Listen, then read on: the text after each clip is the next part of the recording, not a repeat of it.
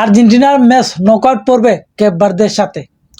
সবাই বলতেছে আর্জেন্টিনা খালি সহজ প্রতিপক্ষ পায়, কিন্তু না, তারা একটা জিনিস ভাবে না যে আর্জেন্টিনা গ্রুপ চ্যাম্পিয়ন হয়ে এই জায়গাতে আইছে, আর কেপ ভার্দে তাদের গ্রুপ পর্বের কোয়ালিফাই রানার্স আপ হয়ে এই জায়গাতে আইছে।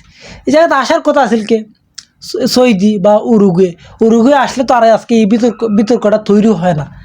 কিন্তু না, তারা এটা মানতে নারাজ যে আর্জেন্টিনা কেন কেপ ভার্দে পাইছে। 2 দিন আগে এই কেপ ভার্দেকে যারা বলছে যে কেপ ভার্দে অসাধারণ একটা দল, অসাধারণ একটা টিম, কিন্তু না, খেলা আর্জেন্টিনা প্রতিপক্ষ হইলেই এক করে সহজ দল। যেই কেপ ভার্দে স্পেনের সাথে ড্র করছে, উরুগুয়ের সাথে ড্র করছে, সৌদি আরবের সাথে ড্র করছে, যেই কেপ ভার্দে 3টা ম্যাচে 3টেই ড্র, কোনো ম্যাচ হারছে না, আনবিটেন। তারা মানে আর্জেন্টিনা প্রতিপক্ষ হইতেই এক করে সহজ দল। এর থেকেও সর্বনিম্ন লেভেলের দল আর নাই এই পৃথিবীতে। কিন্তু আর্জেন্টিনা কেন সহজ প্রতিপক্ষ পাইল, সেটা নিয়ে সবার মাথা ব্যথা। কারণ আর্জেন্টিনা পাওয়ার কথা ছিল কারে, পাওয়ার কথা ছিল স্পেন বা তোমার ইংল্যান্ড, হেতারা তো হইতো প্রতিপক্ষ, তাহলে মান্য নিত, তাও বলতো যে সহজ প্রতিপক্ষ পাইছে।